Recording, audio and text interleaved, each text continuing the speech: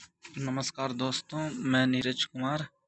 आज हम पॉलिटी के बीपीएससी के पीवाईक्यूज देखते हैं स्टार्टिंग से लेके एंड तक।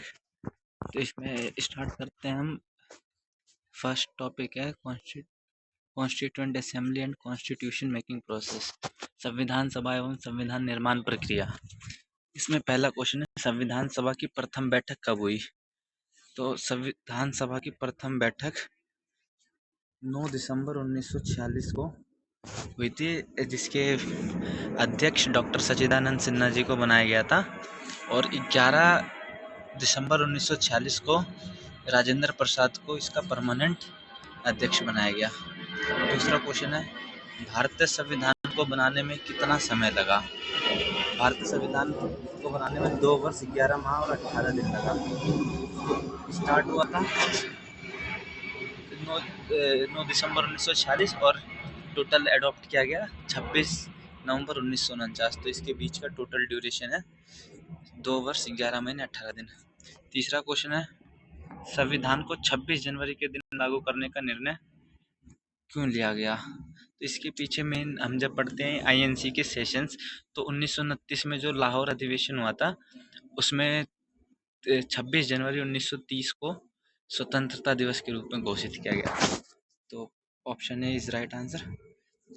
नेक्स्ट क्वेश्चन है, भारत का संविधान किसके द्वारा ग्रहण किया गया? भारत का संविधान संविधान सभा के द्वारा ग्रहण किया गया। नेक्स्ट क्वेश्चन है, भारतीय संविधान को संविधान सभा द्वारा अंगीकृत किया गया। तो प्रियम्बल जब पढ़ते हैं तो उसमें लास्ट लाइन यही आता है कि 26 नवंबर 1949 को भारतीय संविधान को संविधान सभा द्वारा अंगीकृत किया गया। भारतीय संविधान को अपनाया गया था, ऊपर हमने देखा है संविधान सभा द्वारा। सिमिलर क्वेश्चन आ गया है, संविधान दिवस कब मनाया जाता है? तो 2014 में जब एनडीए की गवर्नमेंट आई है तो 2015 से मोदी जी ने लागू किया कि 26 नवंबर को, प्रत्येक 26 नवंबर को संविधान दिवस के रूप में मनाया जाएगा। 2015 से मनाया जा रहा है 26 नवंबर को। 8वां क्वेश्चन अब ये आ गया, संविधान सभा की प्रमुख समितियां। 29 अगस्त 1947 को संविधान की लेखन समिति गठित की गई, जिसके अध्यक्ष डॉक्टर भीमराव अंबेडकर व अन्य 6 सदस्य थे। इनमें से कौन इस समिति के सदस्य नहीं थे? तो ये ड्राफ्टिंग कमेटी है। ड्राफ्टिंग कमेटी के जो चेयरमैन थे वो बी आर अम्बेडकर थे और 6 अदर मेंबर्स थे इसमें, के एम मुंशी, मोहम्मद सदुल्ला, कन्हैया मोहम्मद सदुल्ला, के एम मुंशी को कन्हैयालाल मानिकलाल मुंशी कहते हैं, अल्लादी कृष्णा स्वामी अय्यर, एन गोपाला स्वामी अयंगर और बी एल मित्तर और डी पी खेतान। तो बी एल मित्तर की जगह जब बाद में एन माधवराव आ जाते हैं और डी पी खेतान की जगह टी टी कृष्णाचार्य आ जाते हैं। तो इनमें से जवाहरलाल नेहरू का कोई रोल नहीं था, मतलब इसमें ड्राफ्टिंग कमेटी में। निम्नलिखित में से कौन संविधान सभा की व्यापार समिति के व्यवस्थापन के पहले अध्यक्ष थे? तो ये trade committee of the constituent assembly, तो के एम मुंशी जो थे इसके अध्यक्ष थे।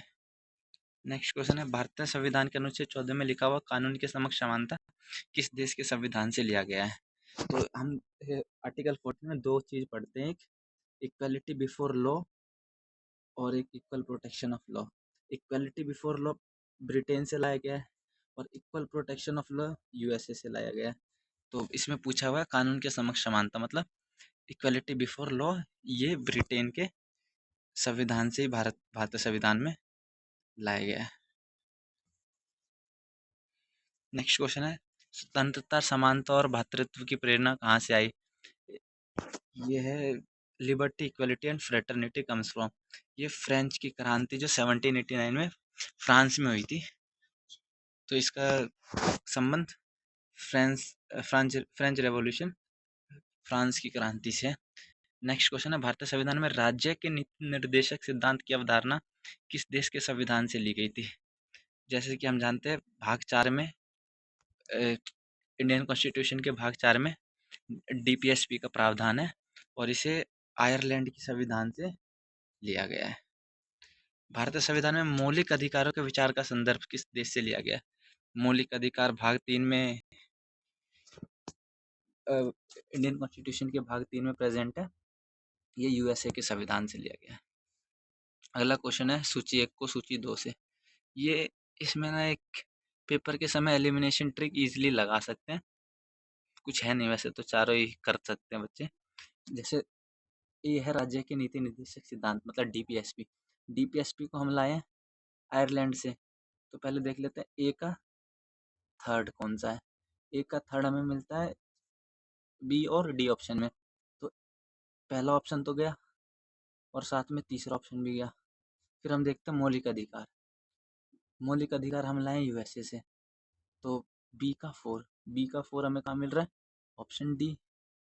तो यहाँ दो से करने से ही काम चल जाता है। और आगे भी देखते हैं तो संघ एवं राज्य के बीच संबंध की समवर्ती सूची और भारतीय राज्यों का संघ जिसमें केंद्र को अधिक शक्ति प्रदान दी गई है। तो सी वाला ऑस्ट्रेलिया से और ये यूनिटरी मतलब सेंट्रल यूनिटरी फीचर वाला जो है स्ट्रॉन्ग सेंटर वाला ये हम लाए कनाडा से, तो डी का 2। तो ये हो जाएगा डी ऑप्शन सही है इसका। अगला क्वेश्चन है भारतीय संविधान के भाग 4 में राज्य के नीति निर्धारक सिद्धांत वर्णित है। भारतीय संविधान की यह बात विश्व के किस देश के संविधान से प्रेरित व प्रभावित है। ये अगेन क्वेश्चन रिपीट हो गया ये आयरलैंड में। ये देख लो सारे बीपीएससी के क्वेश्चन ही है। नेक्स्ट क्वेश्चन है भारत ने सुदृढ़ केंद्र के साथ संघीय ढांचा फेडरल सिस्टम का विचार कहाँ से लिया है। ये यही है strong centre federal Indian federal तो है ही, लेकिन सेंटर जो है स्ट्रॉन्ग है। तो ये फीचर जो लिया गया है कनाडा के कॉन्स्टिट्यूशन से लिया गया है। नेक्स्ट क्वेश्चन है जनहित याचिका की धारणा किस देश से उत्पन्न हुई है। तो जनहित याचिका जो पीआईएल है पब्लिक इंटरेस्ट लिटिगेशन, तो इसकी याचना जो उत्पन्न हुई है ये यूएसए के संविधान से हुई है। और इंडिया में पीएन भगवती चीफ जस्टिस जो थे उनको इनका जिसका जनक माना जाता है। नेक्स्ट क्वेश्चन है भारतीय संविधान में शामिल है। ऑप्शन है 395 अनुच्छेद 22 भाग एवं 12 सूचियाँ। तो ये 12 सूचियाँ तो अब हो गई है, तो ये तो होगा नहीं। नेक्स्ट है 371 अनुच्छेद नहीं, 372 नहीं, 381 अनुच्छेद नहीं। तो ये वाला तो बी सी डी तो प्रॉपर गलत है। और अगर इनिशियल में 12 की जगह 8 होता है यहाँ पे तो ये सही होता। अब देखो मोस्ट प्रोबेबली आंसर तो ए ही देंगे इसमें। तो 300 ए मान लो भारतीय संविधान में शामिल है 395 अनुच्छेद 22 भाग एवं 12 अनुसूचियाँ। अब हो गए हैं 12 4 संशोधन के माध्यम से जो जोड़े गए उसके बाद कुल अभी 12 अनुसूची है। अनुच्छेद तो 450 से भी ऊपर हो गए, भाग 22 है। नेक्स्ट क्वेश्चन है भारतीय संविधान में है 300 आर्टिकल 350 आर्टिकल 400 से अधिक। तो फॉर सेफर साइड ना इसमें हम ले सकते हैं 400 से अधिक आर्टिकल्स भारत के संविधान में वर्तमान में शामिल है। ये क्वेश्चन 2005 सीडीपीओ का है। इसे स्क्रैप कर दिया गया था मतलब उठा लिया गया था, तो ये हम इसे छोड़ सकते हैं। 21वां क्वेश्चन है संविधान के किस प्रावधान अस्पृश्यता का उन्मूलन किया गया। Abolition of untouchability. तो एबोलिशन ऑफ अनटचेबिलिटी का इंडियन कॉन्स्टिट्यूशन में भाग 3 के अंदर अनुच्छेद 17 के अंदर इसका प्रावधान किया गया। Abolition of untouchability. अनुच्छेद 14 क्या है, equal protection of law equality before law. अनुच्छेद 21 क्या है, right to protection of life and right to life and privacy ये वाला। अनुच्छेद 19 वाले में फ्रीडम वाला स्पीच। अदर 6 जो 7 जो है। क्वेश्चन नंबर 22 भारतीय संविधान का कौन सा अनुच्छेद संवैधानिक प्रावधानों की संघीय संसद राज्य विधान पालिकाओं द्वारा बनाए गए नियम कानूनों पर प्राथमिकता प्रदान करता है। वैसे इंग्लिश में देख लेते हैं। 22 number which article of the Indian constitution provides priority to constitutional provisions over rules laws made by the union parliament and state legislatures. तो ये आर्टिकल 13 है कि जो रूल है उस पर वो करना जुडिशियल रिव्यू जो लेते हैं, वो आर्टिकल 13 में इसका मेंशन है। What is article 300 of the Indian constitution related to. 300 article 300 जो है मुकदमे तथा कार्यवाही से रिलेटेड है। ठीक है, व्यापार तथा वाणिज्य पर प्रतिबंध 302 में है। महान्यायवादी आर्टिकल 76 में है। सरकारी ठेके नो आइडिया, मतलब 300 में जो ये है लॉ सूट्स एंड प्रोसीडिंग्स वाला। 24 किस अनुच्छेद के अंतर्गत अध्यक्ष सदन के किसी सदस्य को उसकी मातृभाषा में बोलने की इजाजत देता है। 120 का वन आर्टिकल 120 का 120 क्लोज वन इसके तहत अध्यक्ष इसके तहत अध्यक्ष संसद के किसी सदस्य को मातृभाषा में बोलने की इजाज़त देता है। अनुच्छेद 110 एक किससे रिलेटेड है? 110 एक मनी बिल जो है इसमें 6-7 ए से लेके जी तक प्रोविजंस है कि किस किस को मनी बिल का दर्जा, किस किस कंडीशन में ये मनी बिल कहलाता है। तो ए तो हो नहीं सकता, बी भी 122 नहीं, सी अनुच्छेद 120 में ये प्रावधान है। आर्टिकल 24 संघीय सूची, राज्य सूची, समवर्ती सूची। तो जैसा कि हम जानते हैं कि अनुसूची 7 में इसका वो है, संघीय सूची सेंट्रल लिस्ट में टोटल 100 हैं, लेकिन ये 97 ये ओल्ड डाटा होगा, 42वें संविधान संशोधन से पहले का। राज्य सूची में 66 हैं, ठीक है, 61 हो गए, कम हुए। समवर्ती सूची में 47 से पाओ, ठीक है। तो ये देख लेते हैं, फर्स्ट का ACB, ये option is right answer. Next question है, भूमि सुधार के विषय के अंतर्गत है। भूमि सुधार राज्य सूची के अंदर आता है, क्योंकि जब हम फर्स्ट कॉन्स्टिट्यूशनल अमेंडमेंट पढ़ते हैं 1951 में भूमि सुधार आंदोलन में, उसमें राज्यों के द्वारा भी ये प्रावधान किया गया था, संशोधन में योगदान दिया गया था। समवर्ती सूची में नहीं, संघ सूची में नहीं। संघ सूची में याद रख लेना 100 है, समवर्ती सूची में 52 है और राज्य सूची में 61 हो गए 66 से। इसके कुछ प्रोविजंस को समवर्ती सूची में ऐड कर दिया गया था। नेक्स्ट क्वेश्चन देखते हैं, एक सेकंड। भारतीय संविधान की किस सूची में शपथ या शपथ पत्र के प्रारूप दिए गए हैं? तो शपथ शपथ प्रारूप जो है वो दूसरी सूची में है, चौथी सूची में राज्यसभा से रिलेटेड है, तीसरी सूची में सैलरी से रिलेटेड है, पांचवी सूची अनुसूचित जनजाति से रिलेटेड है। तो इसका आंसर दूसरी सूची। क्वेश्चन नंबर 28, निम्नलिखित में से कौन सा विषय समवर्ती सूची में है? कृषि नहीं, पुलिस नहीं, शिक्षा नहीं, शिक्षा समवर्ती सूची में, मतलब कॉन्करेंट लिस्ट में शिक्षा है, रक्षा सेंट्रल लिस्ट में। निम्नलिखित में से क्या संविधान की 11वीं अनुसूची में शामिल नहीं है? पुस्तकालय, ईंधन और चारा, ग्रामीण खेल, तकनीक प्रशिक्षण। इसमें टोटल 11वीं अनुसूची में टोटल 29 प्रोविजंस है, जिसमें पुस्तकालय है, ईंधन चारा है, तकनीक प्रशिक्षण है, इसमें ग्रामीण खेल नहीं है। ग्रामीण खेल इसका राइट आंसर हो जाएगा। 30 जानवरों के प्रति क्रूरता की रोकथाम को भारतीय संविधान की किस सूची में रखा गया है?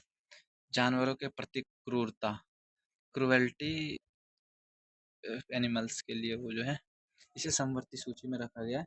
केंद्र सूची का विषय नहीं है, समवर्ती सूची में है ये। इस पर केंद्र सरकार और राज्य सरकार दोनों कानूनें बना सकती है। क्वेश्चन नंबर 31, भारतीय संविधान की निम्नलिखित अनुसूचियों में से किसमें राज्य की परिषद में सीटों के प्रावधान समाविष्ट हैं? तो जैसा कि अभी हमने ऊपर देखा था कि अनुसूची 4 में इसका प्रावधान किया गया है, सीटों का आवंटन। 5वीं अनुसूची किस विशिष्ट समूह के लोगों के शासन और हितों की सुरक्षा से संबंधित है? ये अनुसूचित जनजाति, भाषा अल्पसंख्यक नहीं, ये तो 29, धार्मिक नहीं, अनुसूचित जाति नहीं, एसटी से रिलेटेड है। नेक्स्ट क्वेश्चन है, भारतीय संविधान की 10वीं अनुसूची का संबंध किससे है? 10वीं अनुसूची दल बदल, ये तो याद रख लेना, 10 दल बदल। 52वां संविधान 52 1985, तो 1985 में 52वां संविधान संशोधन जो आया था राजीव गांधी के समय पे, तो उसमें दल बदल का प्रावधान किया गया था कि किस कंडीशन में योग्यता मेंबरशिप समाप्त कर दिया जाएगा और किस में नहीं। नेक्स्ट क्वेश्चन है, अब प्रीएम्बल से आ जाते हैं, इंग्लिश में देख लेते हैं इसे थोड़ा। Which of the following sequence is correct in relation to preamble of the Indian Constitution? तो इंडियन कॉन्स्टिट्यूशन का हम देखते हैं कि जो स्टार्ट होता है वो होता है sovereign, socialist, secular, democratic, republic, SSDR। तो यहाँ पे मिला लेते हैं, तो sovereign, socialist, secular, democratic, republic. अगर हम देखते हैं तो इसमें सोवन सोशलिस्ट पहला तो हो नहीं सकता, रिपब्लिक पहले आ गया। दूसरा सोवन सोशलिस्ट, सेकुलर नहीं, डेमोक्रेटिक पहले आ गया। तीसरा सोवन डेमोक्रेटिक पहले आगे नहीं, तो इसका answer D, sovereign sovereign inclusive secular democratic republic. How has India been declared in the preamble of Indian constitution? India को कैसा डिक्लेयर किया गया प्रियम्बल? तो यही ट्रिपल एस डी आर, तो इसमें sovereign socialist secular democratic republic C हो जाएगा।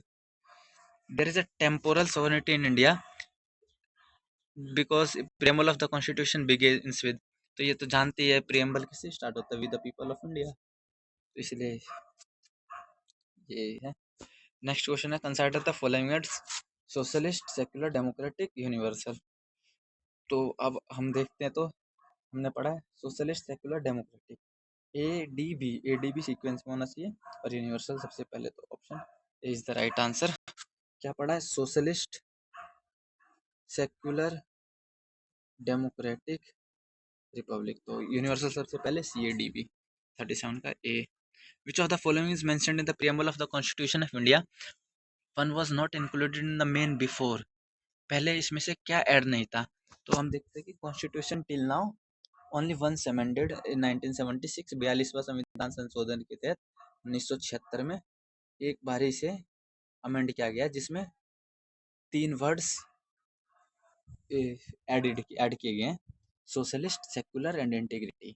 तो यहाँ पे हम देखते हैं कि सोशलिस्ट सेकुलर इंटीग्रिटी, तो socialism and secularism was added in 1976, 1976 में सोशलिज्म और सेकुलरिज्म को ऐड किया गया। 39वां 39 देखते हैं, under which amendment was the word socialist added to the preamble of the Indian constitution?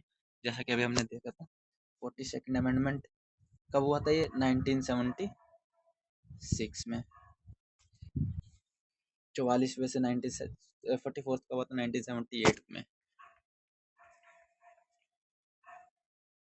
Hindi में भी देखना तो देख सकते हैं। By which amendment have the word socialist and secular been added to the preamble of the Indian constitution? फिर वही आ गया 42nd। नेक्स्ट क्वेश्चन है which of the following describes India as a secular state? Secular state कहाँ describe किया जाता है India को? ये हमने इनिशियल में देखा, प्रियम्बल में किया जाता है।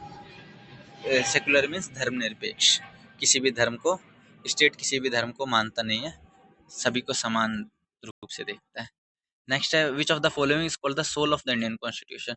इसमें बहुत कंफ्यूजन होता है कि प्रियम्बल ऑफ द कॉन्स्टिट्यूशन है या आर्टिकल 32, तो यहाँ पर soul of the constitution preamble से ही रिलेटेड है, मतलब प्रस्तावना को यहाँ सोल ऑफ द कॉन्स्टिट्यूशन कहा गया। और आर्टिकल 32 को डॉक्टर भीमराव अम्बेडकर ने, बाबा साहब डॉक्टर भीमराव अम्बेडकर ने heart and soul of the constitution बोला है, लेकिन यहाँ पे यही है। इसके बाद है भारत, हिंदी में देख लेते हैं, इंग्लिश में कहीं भी देखो। 43 भारतीय संविधान की प्रकृति क्या है? संघीय है, एकात्मक है, संसदीय प्रकृति में संघीय किंतु भावना में एकात्मक। तो नेचर में तो ये फेडरल है, नेचर में फेडरल है, लेकिन भावना में यूनिटरी है, एकात्मक, तो D is the right answer. Next है भारतीय राजनीतिक व्यवस्था में इनमें से कौन सर्वोच्च है? जब हम सोवरेनिटी पढ़ते हैं, ब्रिटेन का पार्लियामेंट जो है वो सोवन है, लेकिन इंडियन पार्लियामेंट इज नॉट सोवन। भारत में सर्वोच्च जो है वो संविधान है, क्योंकि संविधान से ही सभी पावर ड्राइव करते हैं और उसी के अकॉर्डिंग चलते हैं। तो Indian constitution is supreme in India. Next है सरकार की संसदीय व्यवस्था के विषय में निम्नलिखित में से कौन सा व्यक्तित्व सही है? विधायिका न्यायपालिका के प्रति जवाबदेह है, ये तो है नहीं कि विधायिका जवाबदेह तो नहीं है। विधायिका कार्यपालिका के प्रति जवाबदेह है, ये भी नहीं। विधायिका एवं कार्यपालिका दोनों स्वतंत्र है। राष्ट्रपति न्यायपालिका के प्रति जवाबदेह है। मेरे को तो इसमें से एक बार इंग्लिश में चेक करते हैं। 45 the legislature is answerable to the judiciary, no. The legislature is accountable to the executive, नहीं। ये बी जो है ना, स्टेटमेंट बी, ये अगर हम रिवर्स कर देते हैं तो सही हो जाएगा कि executive is accountable to the legislature, जो मिनिस्टर्स है वो लेजिस्लेचर के प्रति अकाउंटेबल है। Both the legislature and the executive are independent, independent नहीं, ये तो पॉसिबल ही नहीं है, क्योंकि executive is a part of legislature. Legislature एक बड़ा सर्कल मान लो, तो उसके अंदर एक छोटा सा एग्जीक्यूटिव है जो मिनिस्टर्स का है। तो सी भी गलत हो गया, ए भी गलत है, बी भी गलत है इस हिसाब से। डी है the president is answerable to the judiciary, ये तो पॉसिबल ही नहीं है। तो मोर और लेस इसमें जाना चाहिए नन ऑफ द अबव। 45 का E is the right answer. अगर स्टेटमेंट बी में ये होता है एग्जीक्यूटिव अकाउंटेबल है लेजिस्लेचर के प्रति तो सही होता, लेकिन यहाँ पे क्या है, the legislature is accountable to the executive. 40 तो ये गलत हो गया, इसका नन ऑफ द अबव में हम मार्क कर सकते हैं। Democracy in India is based on the fact. Democracy किस पे बेस है? तो democracy the public has the right to elect and change the government. जनता के हाथ में ये चेंज करना और इलेक्ट करना। नेक्स्ट है what is meant by rule of law और डोमिनियन ऑफ लॉ। हिंदी में भी देख ले भाई। What is meant by rule of law और dominion of law? One law for all, one judiciary for all, नहीं ये तो गलत है। One law for all and one state for all, one state for all and one judiciary for all laws for one and, ये भाई one law for all and one judiciary for all, सभी के लिए एक कानून और सभी के लिए एक नया तंत्र। ऑप्शन ए राइट है, रॉन्ग क्यों किया इसे भाई। नेक्स्ट है what is division systems related to Indian administration. तो ये तो बेसिक है, पॉलिसी इम्प्लीमेंटेशन के लिए ये है, डिवीजन सिस्टम रिलेटेड है। नेक्स्ट है 49 निम्नलिखित में से विशेषताओं में केंद्रीय शासन व्यवस्था यूनिटरी फॉर्म ऑफ गवर्नमेंट के लिए कौन सा सही है? कौन सा सही नहीं है? क्वेश्चन को थोड़ा ध्यान से पढ़ना होता है, नहीं पूछा यहाँ। त्वरित निर्णय ठीक है, लचीलापन ठीक है, बड़े देशों के लिए आदर्श नहीं होगा ये। यूनिटरी फॉर्म ऑफ गवर्नमेंट बड़े देशों के लिए आदर्श नहीं होगा, ये छोटे देशों के लिए आदर्श हो सकता है। तो इसी के अंदर कानून की एकरूपता ये तो ठीक है, तो सही नहीं पूछा है तो बड़े देशों के लिए आदर्श वाला हम कर सकते हैं। क्वेश्चन नंबर 50 निम्नलिखित में से कौन सा कथन सत्य है? संयुक्त राज्य अमेरिका में सरकार का संघीय प्रणाली है, भारत में सरकार की संघीय प्रणाली है, इन दोनों प्रकार की प्रणाली है, फ्रांस में सरकार की संघीय प्रणाली है, पाकिस्तान में प्रधानमंत्री की नियुक्ति वहां की जनता के द्वारा होती है। इंग्लिश में देखते एक बार। 50 the United States as a federal system of government, true पूछा है ना हमसे, true. United States as a federal system of government ठीक है। Federal and unitary form government in India are both types of system. France as a federal system of government, France में federal तो नहीं, quasi presidential system है यहाँ पे, तो इसे होल्ड रखते हैं। शायद सी हो सकता है, मेरे को इतना ध्यान नहीं आ रहा अभी, तो देख लेना एक बार, कमेंट कर देना।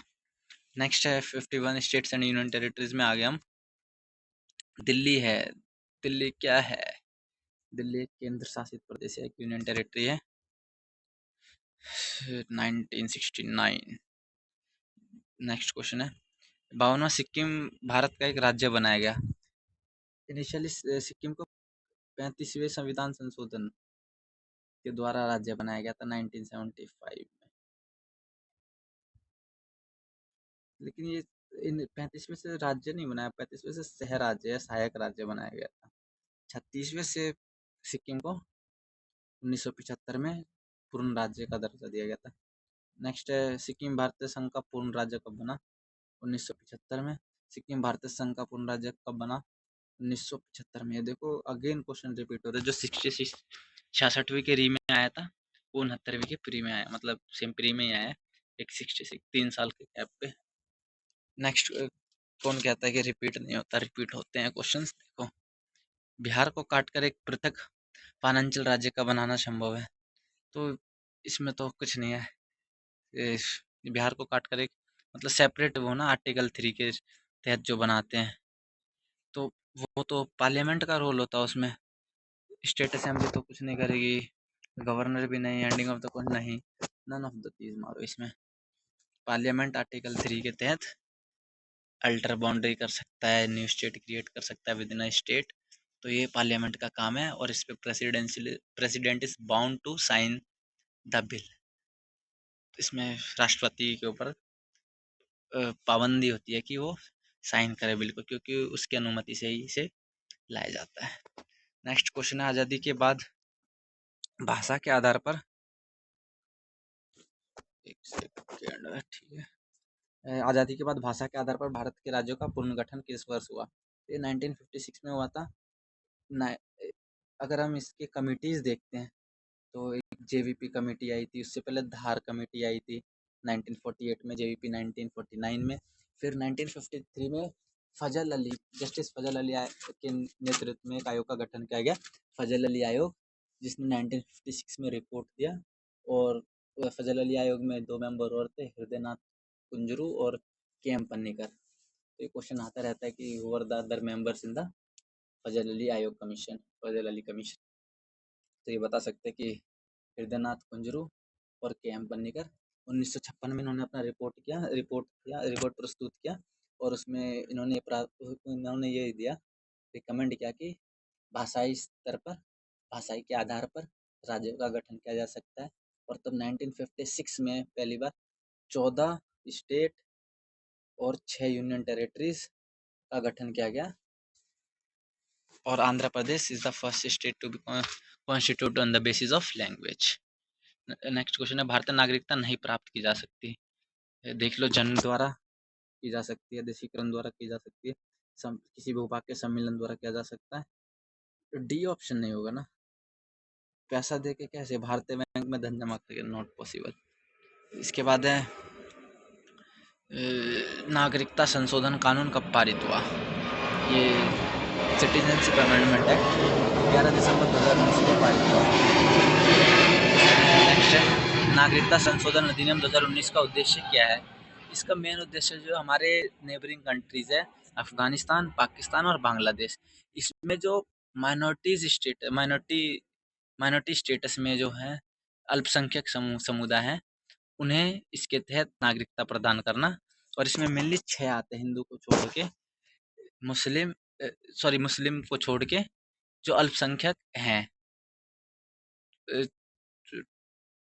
6, इसमें 6 समुदाय इंक्लूडेड हैं। और कंट्रीज ध्यान रख लेना, अफगानिस्तान, बांग्लादेश और पाकिस्तान। 60 भारतीय संविधान में किस अनुच्छेद के अंतर्गत नागरिकों को मौलिक अधिकार प्रदान किए गए हैं। मौलिक अधिकार अनुच्छेद 12 से 35। कहाँ से लिया गया इसका प्रावधान, यूएसए से। बाकी नेक्स्ट क्वेश्चन है, संवैधानिक उपचार का अधिकार किसके अंतर्गत आता है। आर्टिकल 32 मौलिक अधिकार के अंदर, राइट टू कॉन्स्टिट्यूशनल रेमेडीज वाला जो है। नेक्स्ट, ठीक है, इसमें थोड़ा ट्रिकी लग रहा है। संवैधानिक उपचार का अधिकार किसके अंतर्गत आता है। मौलिक अधिकार तो होगा इसका, कानूनी अधिकार भी कह सकते हैं, लेकिन संवैधानिक अधिकार भी है, तो हमें उपयुक्त में एक से अधिक पे जाना चाहिए इसमें। और अगर मेनली वैसा भी हो तो मौलिक अधिकार तो है ही है, लेकिन संविधान में संवैधानिक अधिकार भी है, तो बीपीएससी ने शायद इसमें more than one of the above मानना था, मोस्ट प्रोबेबली। नेक्स्ट क्वेश्चन है, किसी व्यक्ति की अवैध हिरासत के खिलाफ निम्नलिखित में से कौन सा रिट लागू होती है। व्यक्ति के अवैध हिरासत के खिलाफ तो हाबियस कॉर्पस ही लागू होगा। इसे बंदी प्रत्यक्षीकरण कहते हैं हिंदी में। परमादेश नहीं, मंडामास नहीं, ऑपरेशन नहीं, बंदी प्रत्यक्षीकरण, जिसमें 24 घंटे के अंदर से शरीर प्रस्तुत करना पड़ता है, वही है। नेक्स्ट है, भारतीय संविधान द्वारा प्रदत्त निम्न में से कौन सा अधिकार गैर नागरिकों को भी उपलब्ध है। इसमें एक चीज याद रख लेना, 15, आर्टिकल 15, आर्टिकल 16, आर्टिकल 29 और 30। कौन से, 15, 16, 19, 29, 30, ये 5 आर्टिकल जो है ये केवल इंडियंस को मिलते हैं, गैर नागरिक को नहीं। अभिव्यक्ति की स्वतंत्रता किसमें आती है, 19 के क्लोज 1 के सब क्लोज ए में। देश के किसी भाग में घूमने और बसने का अधिकार, ये भी आर्टिकल 19 के ए के सब क्लोज डी में, मतलब 19(1) सब क्लोज डी। इसके बाद संपत्ति अर्जित करने का अधिकार, ये तो है ही नहीं अभी। संवैधानिक निराकरण का अधिकार, तो इसमें ओनली 1 एंड गैर नागरिकों को भी उपलब्ध है ना। ये डी पहला तो इंग्लिश में देखते हैं एक बार, क्वेश्चन नंबर क्या है, 63। Which of the following is right provided by the Indian Constitution also available to non-citizens? Freedom of expression, तो बस इंडियन को अलाउड है।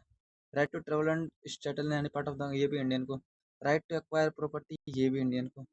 राइट टू कॉन्स्टिट्यूशनल रेजोल्यूशन, ये हो सकता है। तो इसका 63 का डी, संवैधानिक निराकरण का अधिकार, जो दोनों को उपलब्ध है। नेक्स्ट है, उन मौलिक अधिकारों का चयन करें जो भारतीय नागरिकों को प्राप्त है परंतु गैर नागरिकों को नहीं। भाषण एवं अभिव्यक्ति की स्वतंत्रता, ये केवल इंडियन को है। दूसरा, कानून के समक्ष समता, ये आर्टिकल 14 है, ये तो दोनों को है। अल्पसंख्यकों के अधिकार, आर्टिकल 29। जीवन और स्वतंत्रता का संरक्षण, आर्टिकल 21। तो इसमें A1 और थर्ड जो है, ये केवल इंडियंस को मिलता है और गैर नागरिकों को नहीं मिलता। तो इसका हम टिक लगा सकते हैं, 1 एंड थर्ड। नेक्स्ट क्वेश्चन है, निम्नलिखित में से कौन सा मूल अधिकार भारतीय संविधान में नागरिकों को नहीं दिया गया है? भारतीय संविधान में नागरिकों को नहीं दिया गया है। पहला, संवैधानिक प्रतिकार का अधिकार, ठीक है। संपत्ति का अधिकार, शांतिपूर्वक एकत्र होने का अधिकार, देश भर में आज़ादी के साथ आने जाने का अधिकार। तो संपत्ति का अधिकार तो नहीं दिया है, ये तो आर्टिकल 300 ए में चला गया, ये लीगल राइट हो गया है। तो 65 का बी। नेक्स्ट क्वेश्चन देखते हैं, मौलिक अधिकारों की सूची में संपत्ति का अधिकार, राइट ऑफ प्रॉपर्टी, किसके शासनकाल में निकाला गया था? तो ये याद रखना है कि मौलिक अधिकार में राइट ऑफ प्रॉपर्टी भी शामिल था, राइट ऑफ प्रॉपर्टी भी शामिल था, जिसे 44th अमेंडमेंट जब 1978 में जनता दल की सरकार आई थी, जिसके जिस टाइम पे प्रधानमंत्री मोरारजी देसाई को बनाया गया था, तभी पे 1978 में राइट ऑफ प्रॉपर्टी को मौलिक अधिकार से हटा के 300 आर्टिकल 300 के में रखा गया और इसे लीगल राइट का दर्जा दिया गया। तो यहाँ पे पूछा किसके शासनकाल में, तो मोरारजी देसाई के शासनकाल में।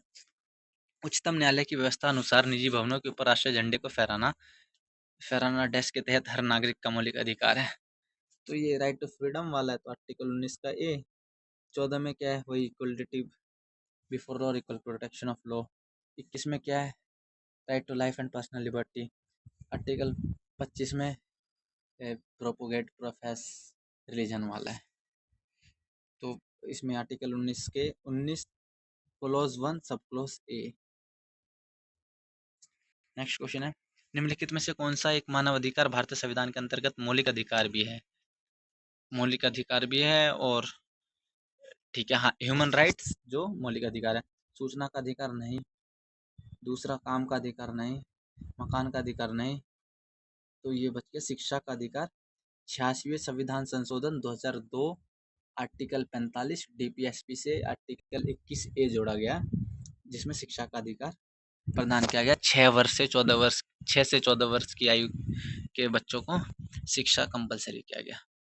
नेक्स्ट है, भारतीय संविधान में संशोधन करके शिक्षा का अधिकार कब जोड़ा गया? 86वां संविधान संशोधन 2002 में हुआ, लेकिन पूर्ण रूप से इसे जब लागू किया गया है, ये 2009 में एजुकेशन एक्ट पास किया गया, उसके तहत 1 अप्रैल 2010 से इसे लागू किया गया। 17वां भारतीय संविधान में संशोधन करके शिक्षा कब जोड़ा गया? सिमिलर क्वेश्चन आ गया, 1 अप्रैल 2010। 71वां, मौलिक अधिकारों की मूल सूची में निम्नलिखित में से किसे जोड़ा गया है? संपत्ति का अधिकार, संवैधानिक उपचारों का अधिकार, धार्मिक स्वतंत्रता का अधिकार, निःशुल्क एवं अनिवार्य प्राथमिक शिक्षा का अधिकार। तो संपत्ति के अधिकार को तो निकाला गया है, संवैधानिक उपचारों का अधिकार तो अभी भी आर्टिकल 32, धार्मिक स्वतंत्रता का अधिकार अभी भी आर्टिकल 25 से 28 जो है उसमें, और लास्ट है निःशुल्क एवं अनिवार्य प्राथमिक शिक्षा का अधिकार, ये 21 से यही जोड़ा गया 86वें संविधान संशोधन 2002 के तहत, 2002 में। नेक्स्ट, निम्नलिखित में से कौन सा एक मानव अधिकार भारतीय संविधान के अंतर्गत मौलिक अधिकार भी है? मानव ह्यूमन राइट्स होना चाहिए और मौलिक अधिकार भी है, ये तो ऊपर हमने देख लिया था, शिक्षा का अधिकार।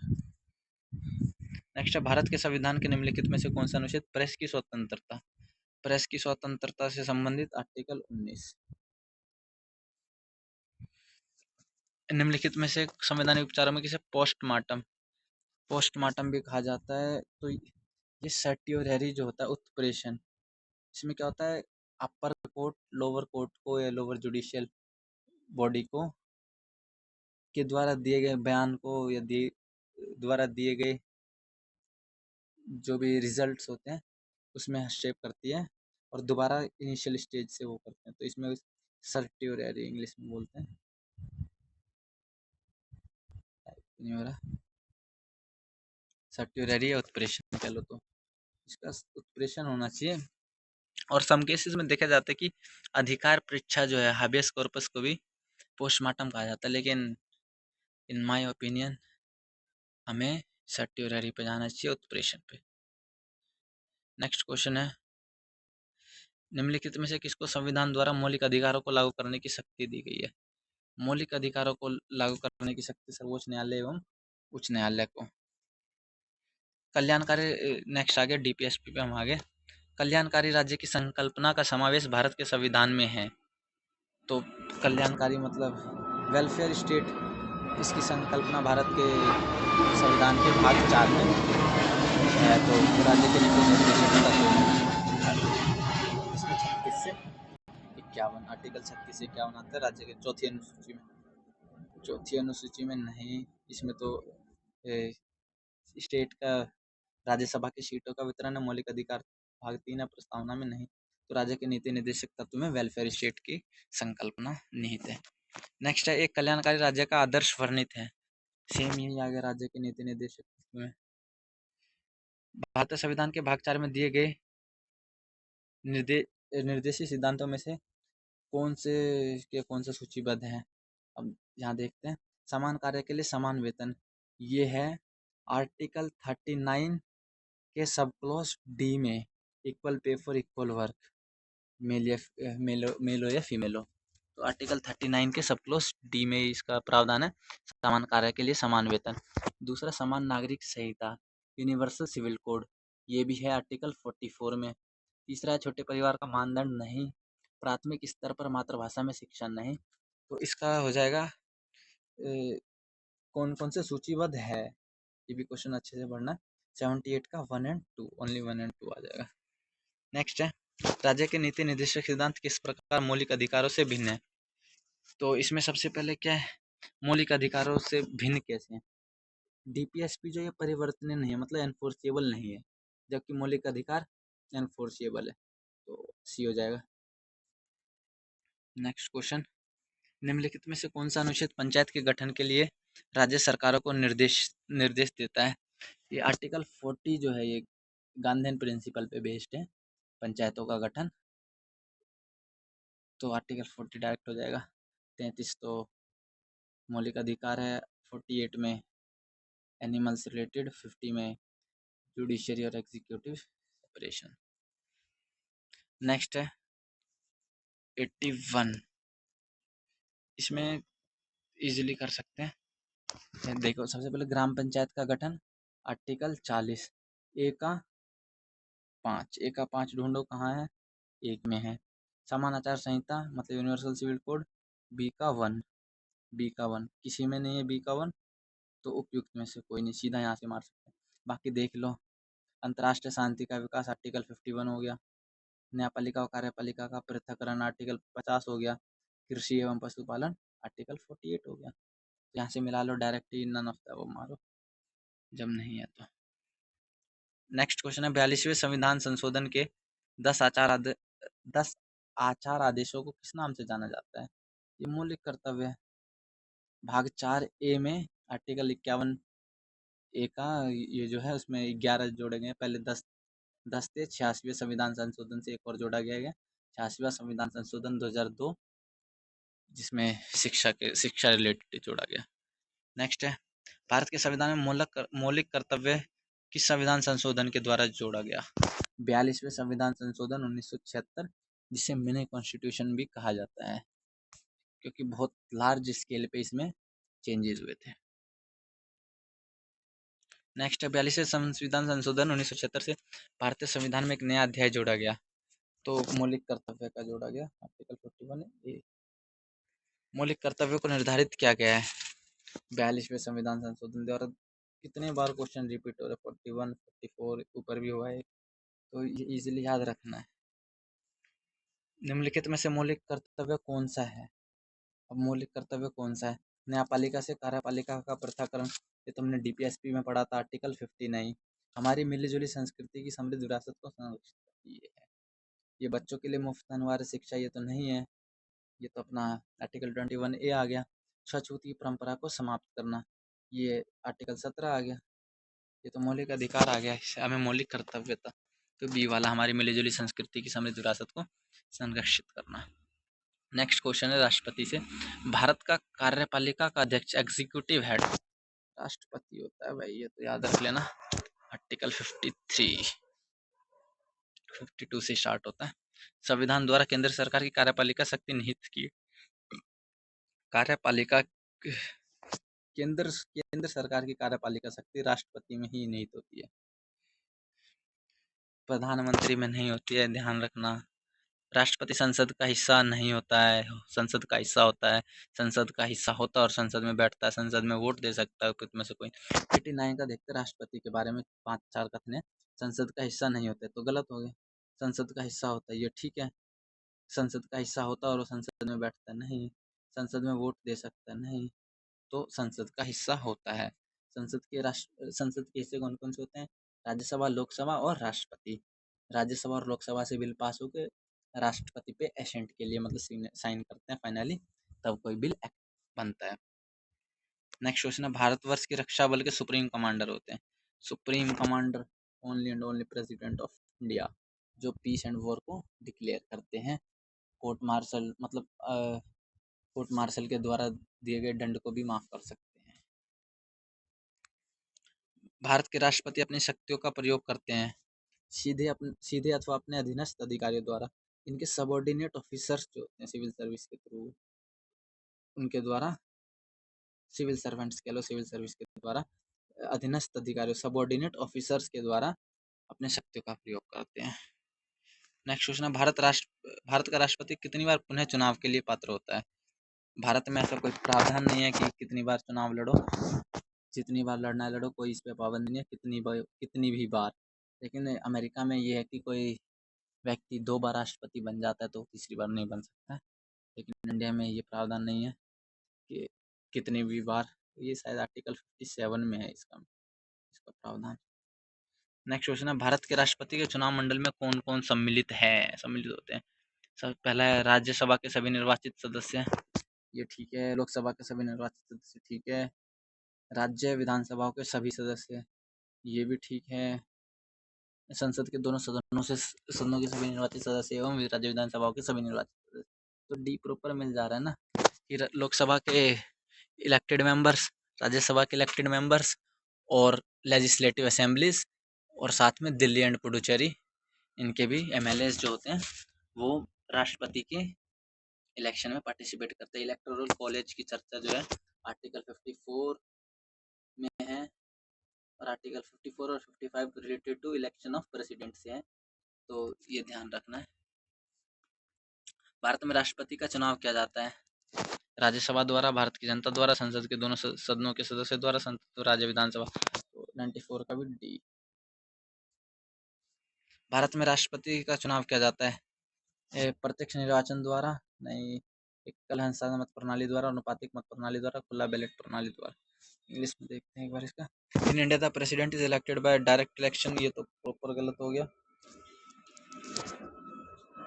Bye single transferable vote system, ठीक है। बाय प्रोपोर्शनल वोटिंग सिस्टम, ये बाय प्रोपोर्शनल रिप्रेजेंटेशन होता है, तो इसका आंसर बी ही होना चाहिए, by STV single transferable vote system. 96 है, अगर भारत के राष्ट्रपति के चुनाव में कोई विवाद होता है तो उस विवाद को सौंपा जा सकता है।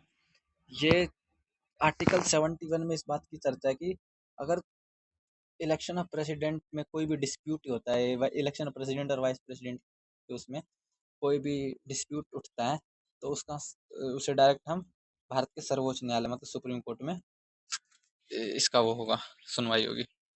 नेक्स्ट है, भारत के राष्ट्रपति के संदर्भ में निम्नलिखित कथनों पर विचार कीजिए। भारत के संविधान के अनुच्छेद 53 में उल्लेख है कि संघ की कार्यकारी शक्ति राष्ट्रपति में निहित होगी, बिल्कुल ठीक है।